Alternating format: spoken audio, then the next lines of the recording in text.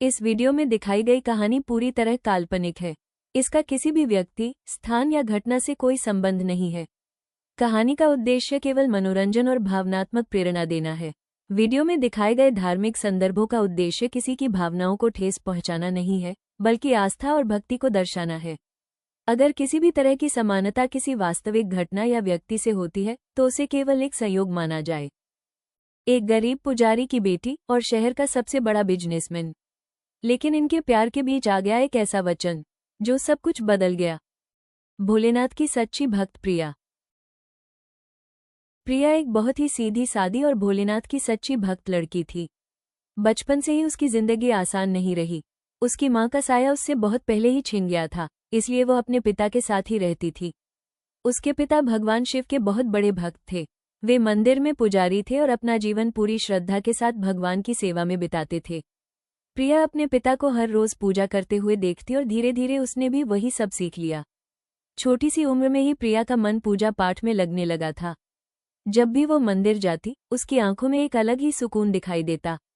ऐसा लगता था जैसे उसका पूरा संसार बस भोलेनाथ के चरणों में ही समाया हो।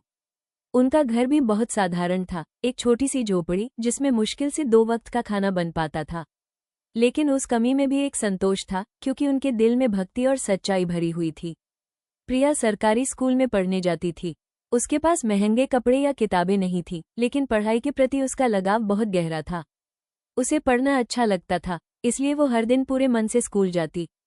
उसके पिता, एक साधारण पुजारी होने के कारण, इतना नहीं कमा पाते थे कि उसे बड़ी सुविधाएं दे सके। लेकिन उन्होंने उसे अच्छे संस्कार और भगवान पर विश्वास देना कभी नहीं छोड़ा।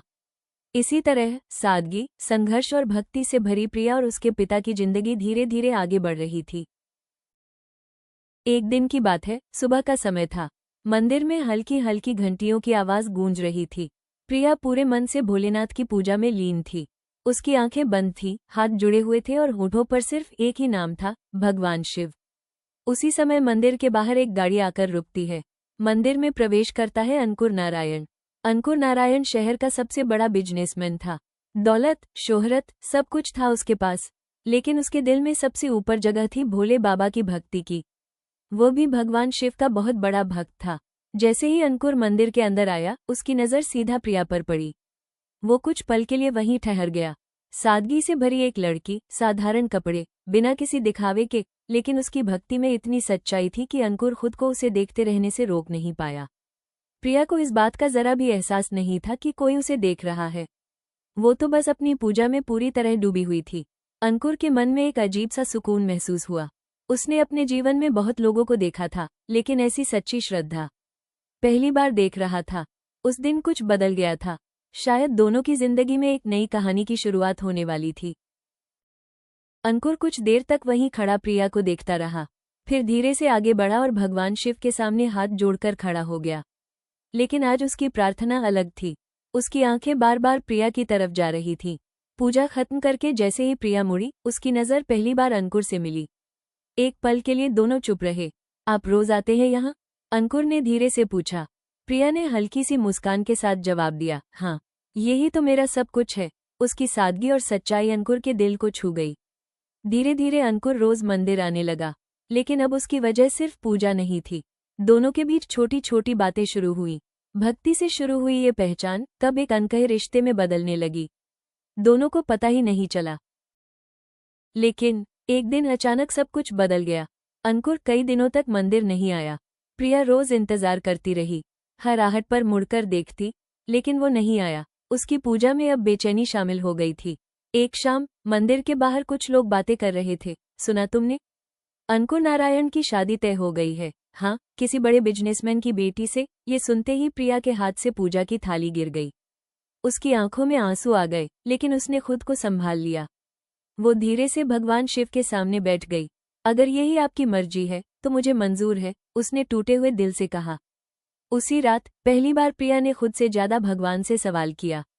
लेकिन असली ट्विस्ट अभी बाकी था। अगले दिन मंदिर में अचानक अंकुर आया, लेकिन इस बार वो पहले जैसा नहीं था।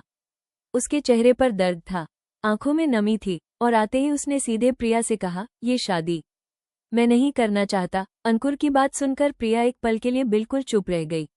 लेकिन क्यों? उसने धीरे से पूछा। अंकुर की आंखों में दर्द साफ दिखाई दे रहा था।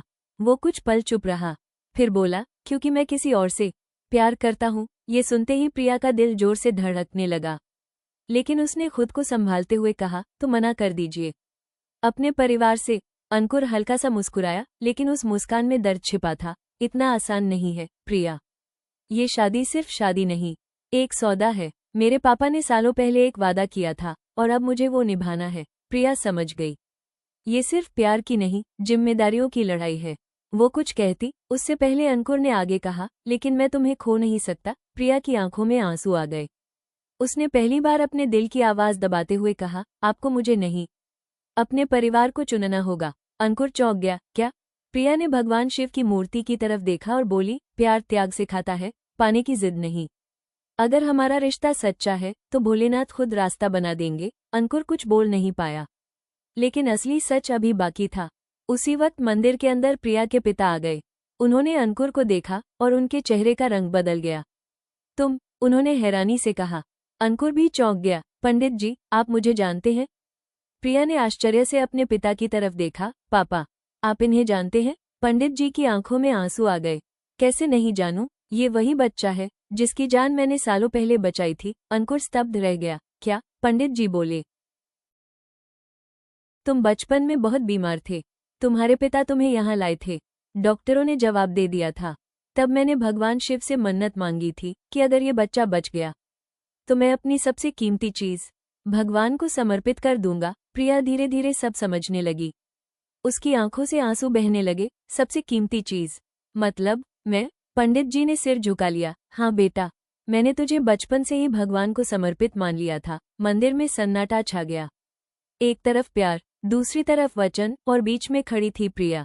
अंकुर ने दर्द भरी आवाज में कहा, तो क्या हमारा प्यार यहीं खत्म हो जाएगा? प्रिया ने आंसू पोंछे और हल्की सी मुस्कान के साथ बोली, अगर ये सच्चा है तो कभी खत्म नहीं होगा। वो मुड़ी और धीरे धीरे मंदिर के अंदर चली गई। अंकुर बस उसे जाता हुआ देखता रह गया। और उस दिन प्यार, त्याग और भगवान के वचन के बीच तीनों की जिंदगी हमेशा के लिए बदल गई। मंदिर में उस दिन के बाद सब कुछ बदल गया था। प्रिया ने खुद को पूरी तरह भगवान शिव की भक्ति में समर्पित कर दिया। वो अब पहले से भी ज्यादा शांत हो गई थी, लेकिन उसके अंदर का दर्द सिर्फ भगवान ही समझ सकते थे। अंकुर भी टूट चुका था। उसने शादी के लिए हाँ तो कर दी, लेकिन दिल से नहीं। शादी का दिन आ गया। पूरा शहर रोशनी से जगमगा रहा था, लेकिन एक दिल था जो अंधेरे में डूबा हुआ था। उसी वक्त मंदिर में प्रिया आखिरी बार भगवान के सामने बैठी थी। भोलेनाथ, अगर मेरा प्यार सच्चा है तो आज सच सबके सामने आ जाए। उसकी आंखों से आंसू गिर रहे थे। और तभी मंदिर के अंदर तेज हवा चलने लगी। घंटियां अपने आप बजने लगी, जैसे कोई शक्ति वहां मौजूद हो। उसी समय अंकुर के घर पर भी कुछ अजीब हुआ।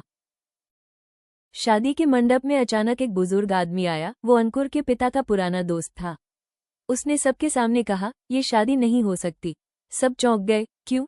अंकुर के पिता ने गुस्से में पूछा। बुजुर्ग ने एक पुरानी फाइल सामने रखी। क्योंकि ये रिश्ता झूठ पर बना है। सबकी नजरें उस पर टिक गईं। सालों पहले जिस बच्चे की जान बचाने के लिए आप मंदिर गए थे, वो आपका असली बेटा था ही नहीं। अंकुर और उसके पिता दोनों हिल गए। क्या मतलब? बुजुर्ग बोला, आपका असली बेटा तो जन्म के समय ही मर गया था। जिसे आप अंकुर समझकर पाल रहे हैं, वो एक अनाथ बच्चा था जिसे उस पंडित ने आपको दिया था ताकि आपका घर उजड़ने से बच जाए। मंडप में सन्नाटा छा गया। अंकुर की आंखों में आंसू आ गए। तो मैं? उसी वक्त अंकुर के पिता की आंखों में पछतावा भर आया। मैंने ये सच छुपाया क्योंकि मैं तुम्हें खोना नहीं चाहता था। अब सब साफ था। वो वचन, वो सौदा, सब एक झूठ पर टिका था। अंकुर तुरंत मंदिर की तरफ भागा। वहां प्रिया अभी भी भगवान के सामने बैठी थी। अंकुर ने आकर उसका हाथ पकड़ लिया। अब कोई वचन हमें अलग नहीं कर सकता। प्रिया ने हैरानी से उसकी तरफ देखा। क्या हुआ? अंकुर ने सारी सच्चाई बता दी। प्रिया की आंखों से आंसू बहने लगे, लेकिन इस बार ये दर्द के नहीं, खुशी के आंसू थे। तभी उसके पिता भी वहां आ गए। उन्होंने दोनों को साथ देखा और फिर भगवान शिव की मूर्ति की तरफ देखा। शायद यही आपकी मर्जी थी। उन्होंने प्रिया का हाथ अंकुर के हाथ में रख दिया। आज से यही तुम्हारा धर्म है। मंदिर की घंटियां फिर से गूंज उठी, और इस बार ये सिर्फ आवाज नहीं थी, बल्कि एक नई शुरुआत का संकेत था। सीख, सच्चा प्यार और सच्ची भक्ति कभी अधूरी नहीं रहती।